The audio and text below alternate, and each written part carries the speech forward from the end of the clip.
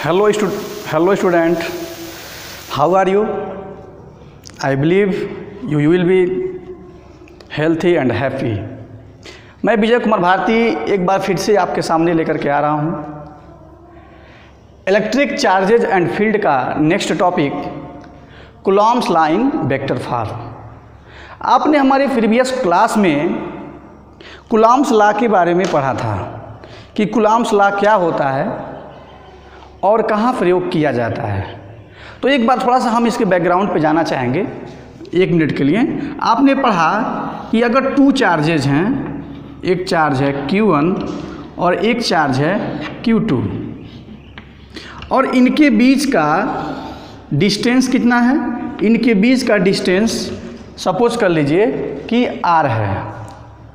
तो आप जानते हैं कि चार्ज जो आवेश होते हैं, आवेशों के बीच में अट्रैक्शनल फोर्स या रिपल्सन फोर्स वर्क करता है।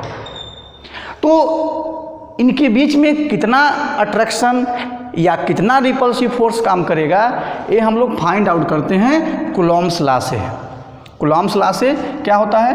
एक्टिंग जो फोर्स होता है, एक्टिंग फोर्स जो हम लोग निकालते हैं तो हमें क्या मिलता है कि acting force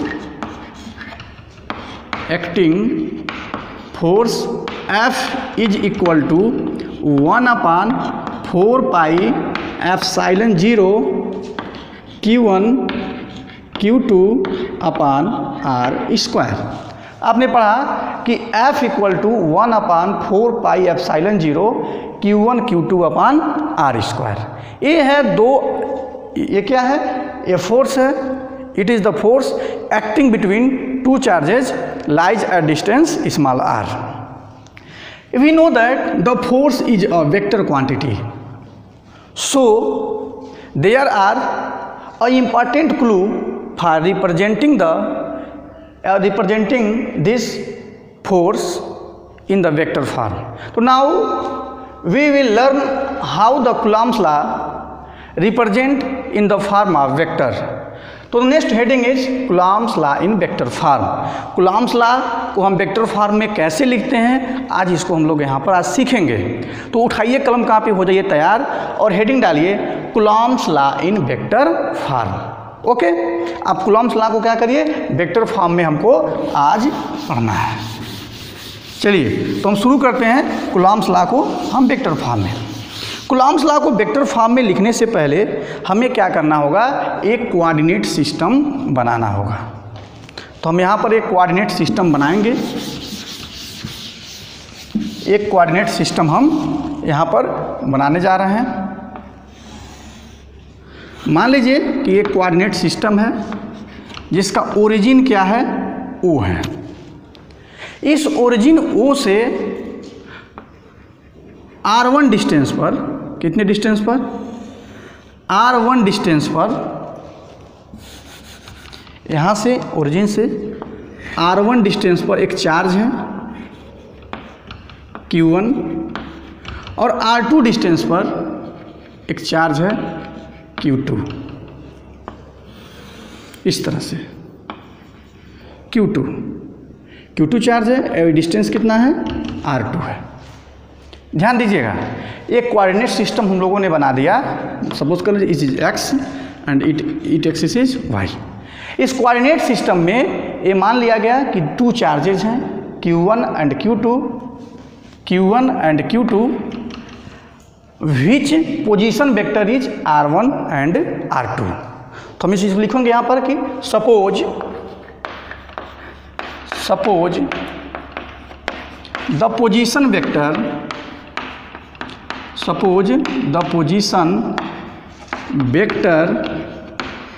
of the charge Q1 and Q2 from the origin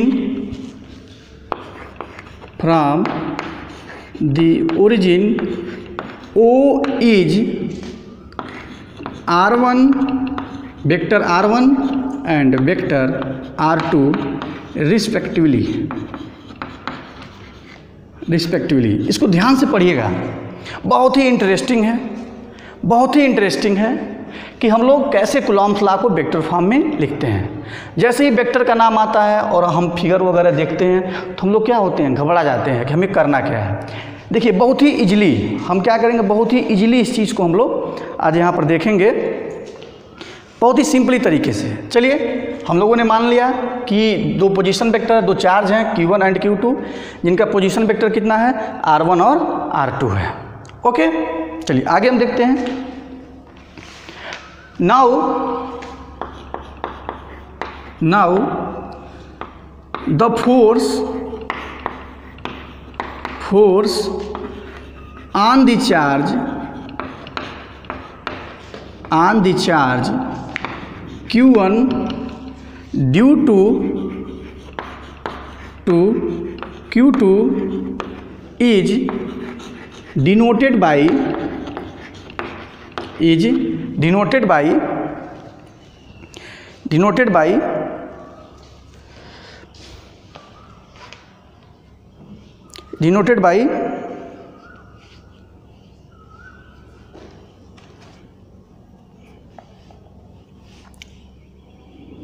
ठीक है, इसको हम लिख रहे हैं कि now the force on the charge Q1 due to Q2 is denoted by F1 2।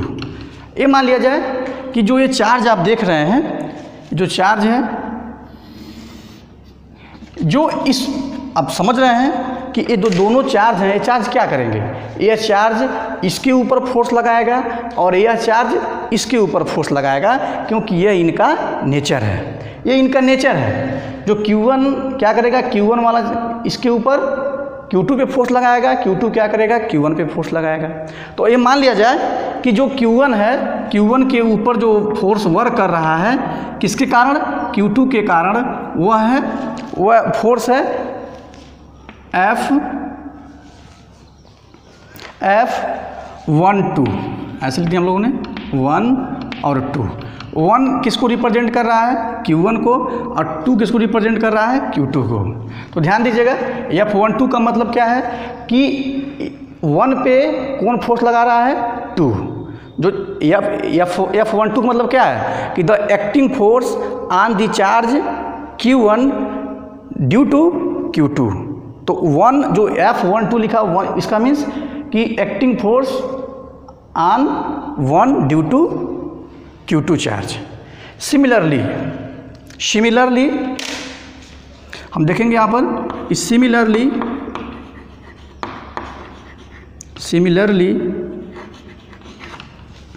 Acting force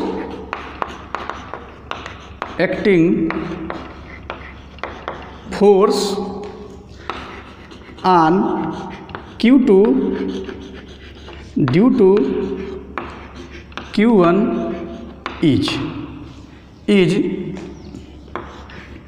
F21। हमने क्या मान लिया कि अब Q1 भी क्या कर रहा है, Q2 पे फोर्स लगा रहा है, तो ये फोर्स हो गया, इसको मान लिया गया कि ये फोर्स है F21। F21 means acting force on charge Q2 due to Q1, acting force on the charge Q2 due to Q1। Okay, यहाँ तक आपको बात समझ में आ गई होगी। चलिए इसके बाद से हम लोग इनके बीच का जो डिस्टेंस है, चूँकि हम लोग इसको वेक्टर फॉर्म में लिख रहे हैं, तो अगर हम लोग Q1 से Q2 जाएंगे या Q2 से Q1 आएंगे तो क्या होगा, डायरेक्शन में चेंजिंग आएगी। ओके, अगर इनके बीच का डिस्टेंस, क्योंकि जो कूलॉम्स लॉ है, कूलॉम्स लॉ में आपको क्या चाहिए कि F इक्वल टू होता है 1/4 pi epsilon 0 Q1 Q2 upon R square. तो ये डिस्टेंस यहाँ पे दिया हुआ है, तो इनके बीच का डिस्टेंस हम लोग क्या करेंगे, इनके बीच के डिस्टेंस को हमें मेजर करना होगा। लेकिन जब इसको हम लोग मेजर करेंगे, तो अगर हम लोग Q1 से Q2 की ओर मेजर कर रहे हैं या Q2 से Q1 की ओर मेजर कर रहे हैं, तो यहाँ पे डायरेक्शन का हमें ध्यान देना होगा। डायरेक्शन क्या होगा, इसको हमें ध्यान में देना होगा। तो हम लोग लिखेंगे, इसके आगे हम लोग लिखेंगे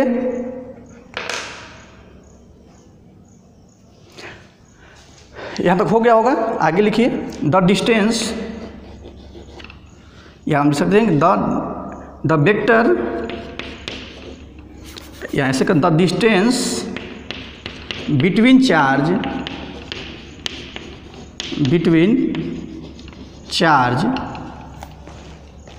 दैट इज, लिखेंगे यहाँ पे, that is the leading vector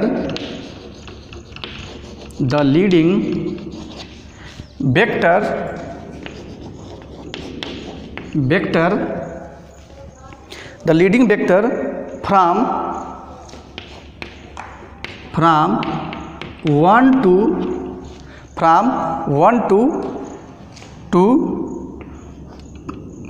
लिखेंगे from Q1 to Q2 is. इसको हम क्या मान ले रहे हैं कि हम ये मान ले रहे हैं कि जो वेक्टर है कहाँ से, Q1 से लेकर के Q हम क्या कर रहे हैं, Q1 से हम किधर जा रहे हैं, Q2 की ओर जा रहे हैं। तो हम ये लोग मान ले रहे हैं कि जो वेक्टर है वो वेक्टर है R21 इज इक्वल टू, आप जानते हैं कि ये दोनों अगर पोजीशन वेक्टर हैं R1 एंड R2 को, तो अगर R21 लिखा हुआ है तो हम कैसे निकालेंगे, इसको निकालने का तरीका होता है, आपने पढ़ा होगा कि ट्रायंगुलर फार्मूला होता है, जिसका यूज़ करके हम क्या करते हैं, डिस्टेंस हम लोग इसमें निकालते हैं। उसको हम लोग बाद में बताएंगे कि addition of vector, subtraction of vector कैसे हम लोग करते हैं, या फर्स्ट ईयर में पढ़े हैं, तो उसको हम यहाँ पे डिस्कस नहीं करेंगे। बट हमें क्या निकालना है, अगर हमें निकालना है यहाँ पे R21, तो हम कैसे निकालेंगे कि vector R2 minus vector R1। ध्यान दीजिएगा, हमें क्या निकालना है, R21 निकालना, R2 माइनस R1, ठीक है। सिमिलरली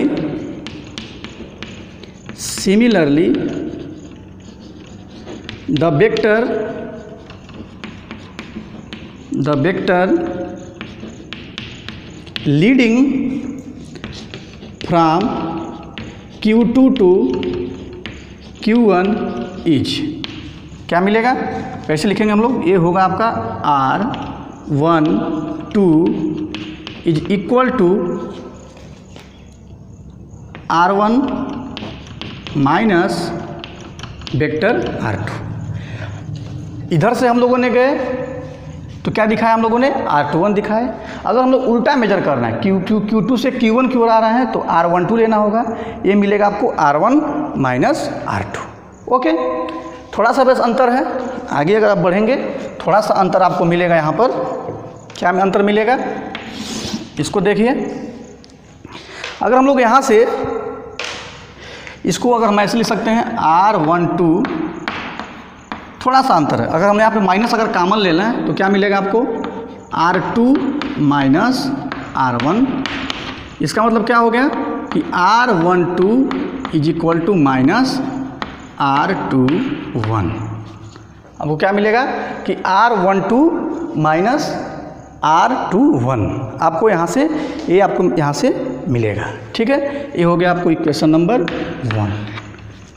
यहाँ तो कोई प्रॉब्लम, हमने क्या किया, R21 लिया। R21 क्या है, ये लीडिंग वेक्टर है from charge Q1 to Q2, मतलब हम लोग इधर से इधर जा रहे हैं तो हम लोग क्या ले रहे हैं, R21। अगर इसी के जस्ट उल्टा, अगर हम लोग इधर से इधर अगर आ रहे हैं तो हम लोग क्या लेंगे, R12। दोनों की जो मैग्नीट्यूड होगा दोनों सेम होगा, दोनों का मैग्नीट्यूड सेम होगा, लेकिन डायरेक्शन क्या होगा, दोनों का डिफरेंट होगा। ओके, चलिए आगे हम लोग देखते हैं। तो मैं आप लिख सकते हैं यहाँ पे आगे इसका मिलेगा कि द मैग्नीट्यूड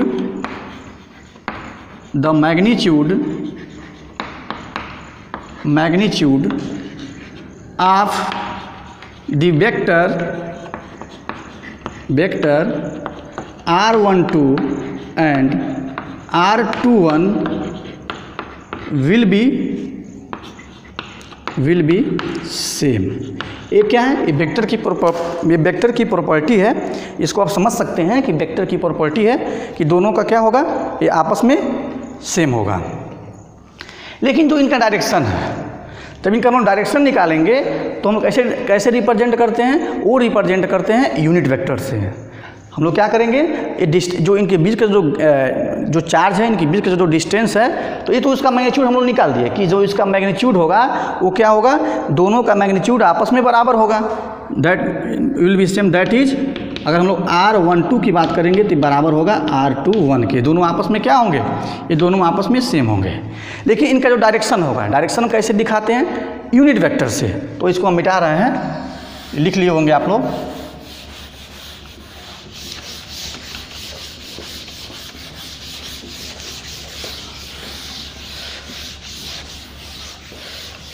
इसको अपन निकालेंगे तो क्या लिखेंगे हम लोग यहाँ पर कि the direction of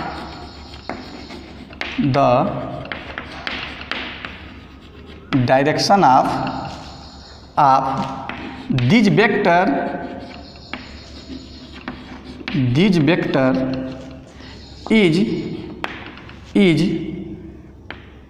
is represented by the unit vector. हम लोग क्या करते हैं, by the unit vector.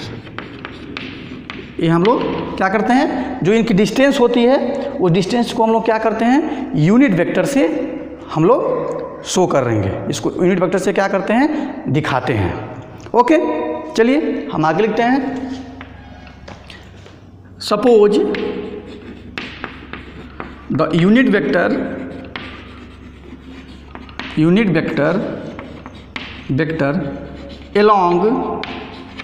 along R12 and R21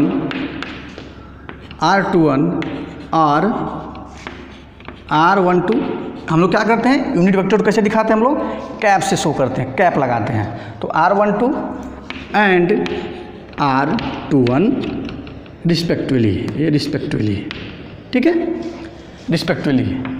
it is respectively लिख देना है पूरा,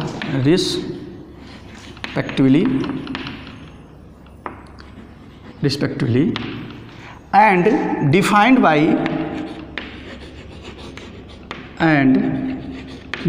बाई लोग कैसे डिफाइन करते हैं, आप जानते हैं कि जो यूनिट वेक्टर का जो तरीका होता है निकालने का, वो क्या होता है, vector upon magnitude of the vector. ठीक है, क्या होता है, हम लोग वेक्टर लिखते हैं, आप वेक्टर के नीचे क्या करते हैं, उसके मैग्नीट्यूड से हम लोग अगर डिवाइड कर देते हैं तो उस वेक्टर के डायरेक्शन में हमें यूनिट वेक्टर मिल जाता है। ओके, तो यहाँ पर मिलेगा आपको defined by R12 is equal to, क्या मिलेगा यहाँ पर कि vector R12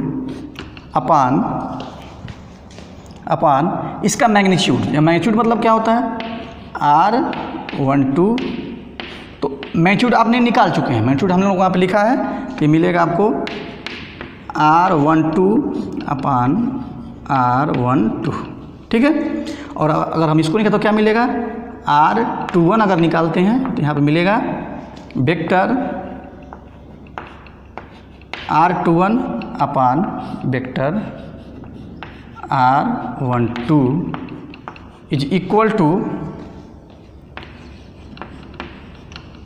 R12 upon R12। आपको मिला होगा, ये क्या मिला, आप यहाँ पे देख सकते हैं कि ये यूनिट वेक्टर है, एक की डायरेक्शन में है, ये R1 डायरेक्शन में R12, जिसको इस तरह लिखा गया, और ये क्या है, vector upon magnitude of the vector, तो it is this and it is this. तो इस तरह से हमने क्या किया कि जो लीडिंग वेक्टर है उसके डायरेक्शन में कितना, उसकी डायरेक्शन कैसे डिनोट करते हैं, यूनिट वेक्टर से, और यूनिट वेक्टर कितना होगा हम लोगों ने यहाँ पे लिख करके दिखा दिया। ठीक है, चलिए इसके बाद से अब कुछ नहीं करना है, इजी हो गया। जैसे मान लीजिए कि कूलॉम्स लॉ आप यहाँ पे देख रहे हैं कि कूलॉम्स लॉ यहाँ ऊपर लिखा हुआ है 1/4/570 Q1 Q2 upon R²।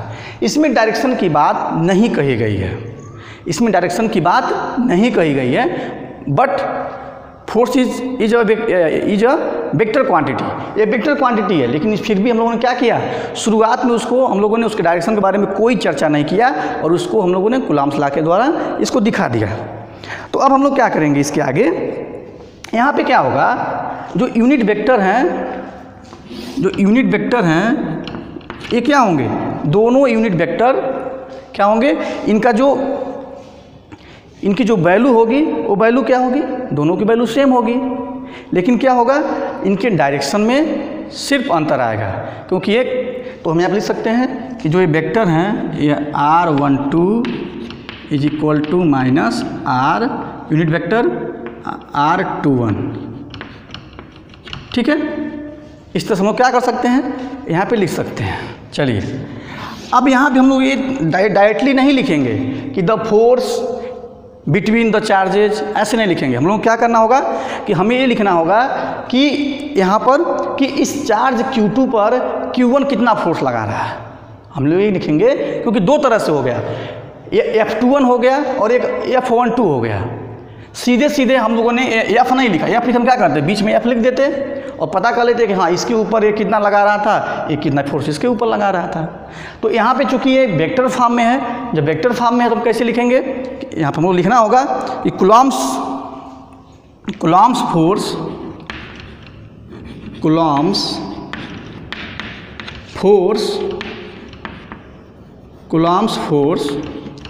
Force law between Coulomb's law force between 2 point charges, 2 point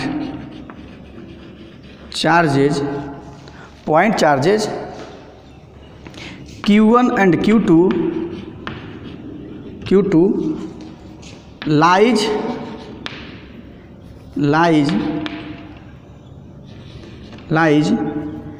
at R1 and R2 is या हम इज क्या मिलेगा आपको, इज मिलेगा आपको कि F21 is equal to 1/4 pi epsilon 0। Force की फार्मूला ये था कूलॉम्स लॉ में, 1/4 पाई एप्सिलॉन 0।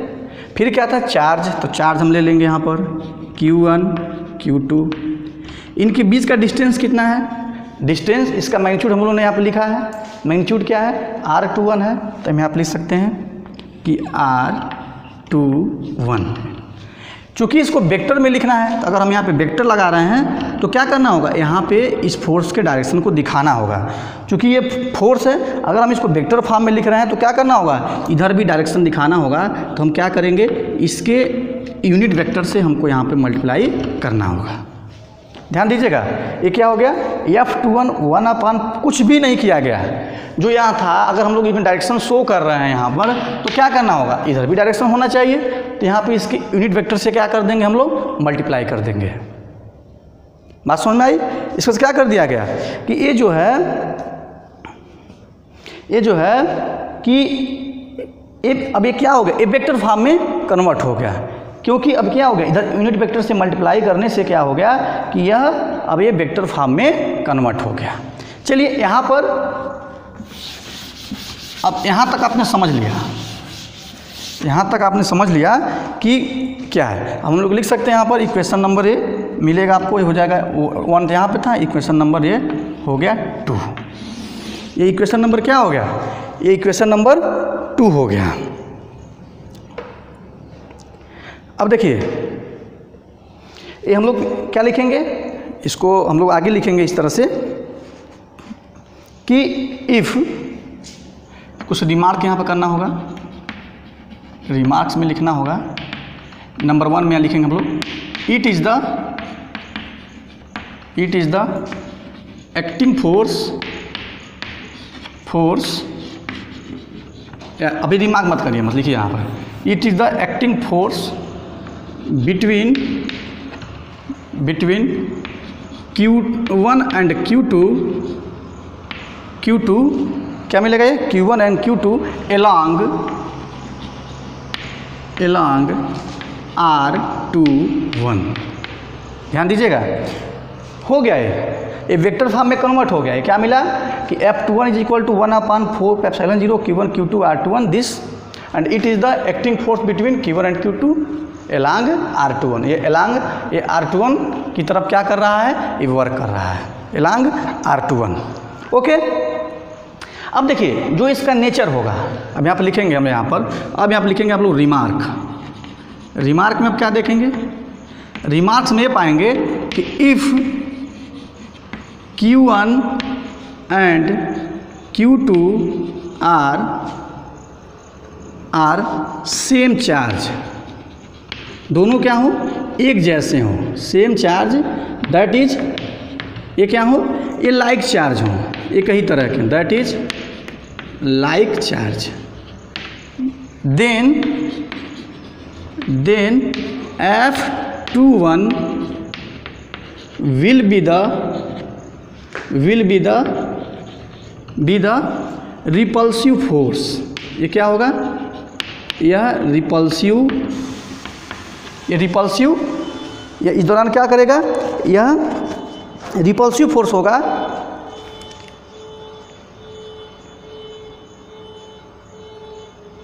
और ये किधर काम कर रहा है, अगर इसको हम लोग ये आपका ये रिपल्सिव फोर्स होगा, इसको हम लोग कैसे दिखाएंगे फिगर में, इस फिगर को थोड़ा समझिए। यहाँ पर जब हम इसको फिगर दिखाएंगे तो आपको मिलेगा इस तरह से, इसका फिगर देखिए, ये चार्ज है, ये Q1 है और ये क्या है, ये Q2 है। तो यहाँ पर मिलेगा आपको, ये रिपल्सिव नेचर के हैं, तो यह R21 के एलांग ही काम करेगा, R21 के ही यह एलांग काम करेगा। और ये क्या होगा, F21 होगा, और ये क्या होगा, F21 होगा। आप यहाँ पे क्या देख रहे हैं, आप यहाँ पे पा रहे हैं कि ये किधर काम कर रहा है, ये काम कर रहा है इधर बाहर की ओर। तो क्या है, रिपल्सिव फोर्स है, क्योंकि Q1 और Q2 यहाँ पे क्या है, दोनों ही पॉजिटिव हैं, एक तरह के चार्ज हैं, ये जीरो से क्या होंगे, बड़ा होंगे। ये फिगर नंबर क्या हो गया आपका, B हो गया। ध्यान दीजिए, कुछ नहीं है, कुछ है ही नहीं है, ये रिपल्सिव है, तो क्या होंगे, ये R21 के ही एलांग काम करेंगे, लेकिन क्या होगा, ये रिपल्सिव नेचर के हैं, तो इसको जैसा कि फिगर B में दिखाया गया है, इस तरह से यह काम करेंगे। ओके, इसके बाद आप ये पाएंगे कि अगर मान लीजिए दोनों क्या हो, सेकेंड पॉइंट यहाँ पे देखिए कि if Q1 and Q2 are unlike charge, दोनों क्या हो, अनलाइक चार्ज हो, तो आप क्या पाएंगे, अगर दोनों अनलाइक चार्ज हैं तो फोर्स क्या होगा, then F21 will be the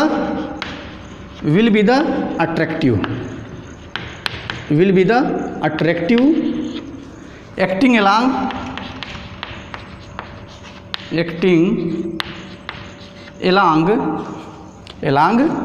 R21। कुछ नहीं होगा, वो R21 के ही एलांग काम करेगा, लेकिन क्या होगा, अब ये इस तरह से बनेगा। यहाँ पे आप लिख सकते हैं फिगर B, यहाँ फिगर B ले सकते हैं, या फिगर B नहीं, या फिगर 1 था तो फिगर 2 लिख सकते हैं आप यहाँ लिख सकते हैं फिगर 3। तो इसका जो फिगर बनेगा आप यहाँ पे देख सकते हैं, यहाँ पे आपको मिलेगा, सारी चीज़ें सेम रहेंगी, बस फोर्स का नेचर क्या होगा, यहाँ पे जो फोर्स का नेचर होगा वह फोर्स का नेचर होगा आपका अट्रैक्टिंग। मतलब ये मान लीजिए आपका, ये तो आपने देखा ही कि ये Q1 था और ये क्या था, ये Q2 था। तो ये अगर ये इसका नेचर कैसा हो गया, इसका नेचर हो गया अट्रैक्टिंग, ठीक है। और ये वेक्टर यहाँ पे R21 वेक्टर है, यहाँ पे भी क्या है, R21 वेक्टर है। चूँकि दोनों का साइन अपोजिट है, तो दोनों को अगर आप मल्टीप्लाई करेंगे तो निगेटिव क्वांटिटी आएगी, दैट इज Q1 Q2 क्या होगा, ये लेस देन 0 होगा, क्योंकि निगेटिव क्वांटिटी क्या होती है, सदैव 0 से छोटी होती है। तो ये फिगर 2 था, ये क्या मिला आपको, फिगर 3 मिला। तो इस तरह से जो है दोनों बिहेवियर को हम लोगों ने यहाँ पे क्या किया, शो कर दिया, दोनों को शो कर दिया कि कब वो अट्रैक्टिंग होगा, कब रिपल्सिव होगा। और कैसे हम लोगों ने इसको देखा कि इसको शो किया गया, एग्जामिनेशन में पूछता है तो आपको यहाँ तक लिखना है वेक्टर फॉर्म में, कि हमें वेक्टर फॉर्म को हम लोग कैसे समझाते हैं। थोड़ी सी बात है, कभी कभी आपके दिमाग में बात उठेगी कि सर अगर हम लोग F12 निकालें तब क्या होगा, अगर हम लोग बात करें कि F12 की बात करें तब क्या होगा, कुछ नहीं होगा। F12 की अगर हम लोग बात करें तो कुछ नहीं होगा। तो इसको हम लिख सकते हैं यहाँ पर, अगर हम लोग बात करें कि अगर ऐसे निकालना रहे तो बस, अगर मान लीजिए इसका रिमार्क में दूसरा पॉइंट है, तीसरा पॉइंट है कि द कूलॉम्ब फोर्स अब कूलाम फोर्स क्या है between Q1 and Q2 lies at R1 and R2 ये किस तरह किधर था R1 R2 along R21 is इतना था।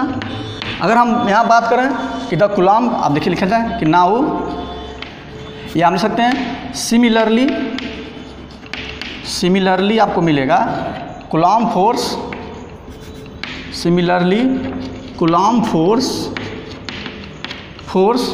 Between Q1 and Q2 along F12 is. हम लोग इसको प्राप्त कर सकते हैं, इसको हम लोग फाइंड आउट कर सकते हैं बाय इंटरचेंजिंग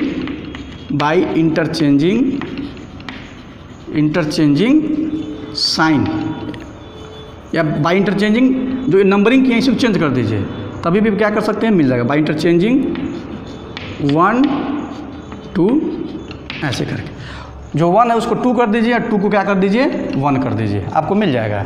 तो मिलेगा F1 F21 Q1 and Q2 along R12 is, आपको मिलेगा यहाँ पर F12 is 1/4 pi epsilon 0 Q1। यहाँ चेंज करने पर कोई फ़ायदा नहीं मिलेगा, आप चेंज भी कर देंगे तो कोई बात नहीं है, क्योंकि वो तो मैग्नीट्यूड है। यहाँ जो वेक्टर है, ये जो 2 है इसको क्या कर दीजिए 1 2, मतलब इसको यहाँ ला दीजिए, इसको क्या कर दीजिए उधर ला दीजिए, इंटरचेंज कर दीजिए, तो मिलेगा आपको R12। यहाँ भी क्या करेंगे आप चेंज कर देंगे तो यहाँ मिलेगा R12।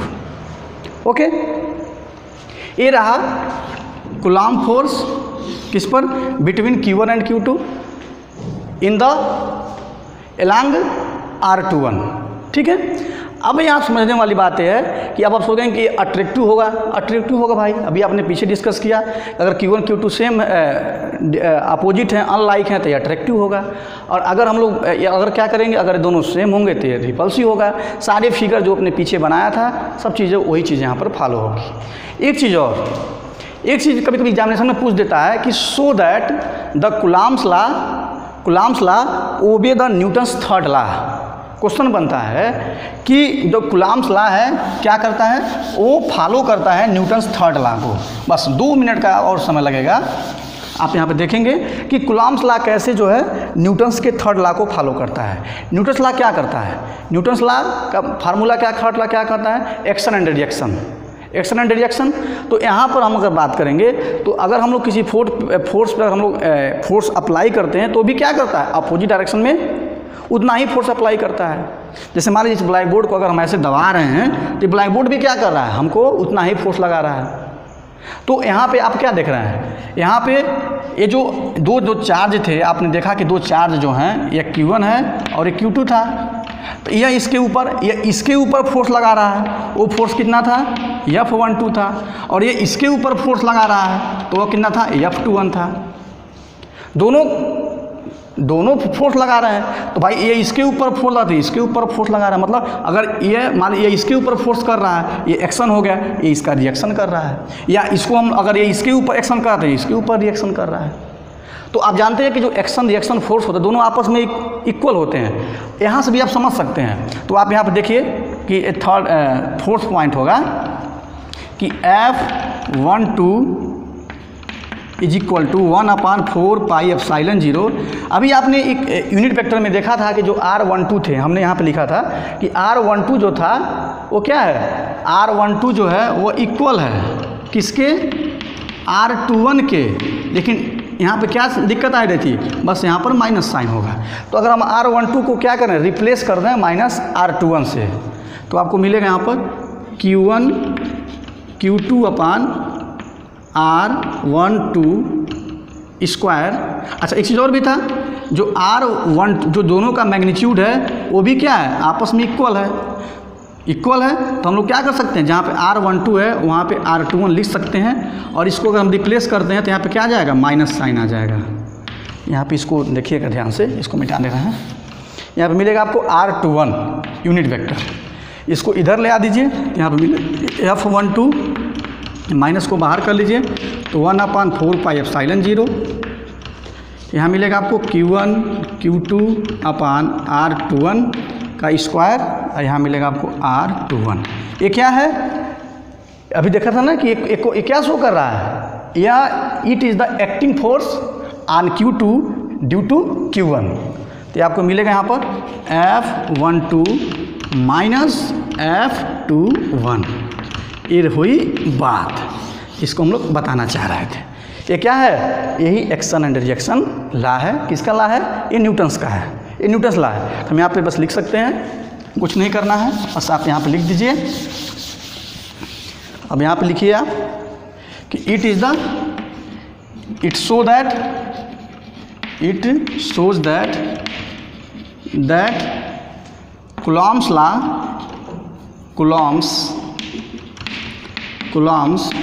law obey the Newton's third law, and Newton's third law। Okay, तो हम आशा करते हैं कि आपने बहुत ही अच्छी तरह से समझा होगा कि हम लोग Coulomb's लॉ को वेक्टर फॉर्म में कैसे रिप्रेजेंट कर सकते हैं, और हमने किया भी। फिर कैसे वो कब उसका नेचर अट्रैक्टिंग होगा, कब उसका नेचर रिपल्सिव होगा।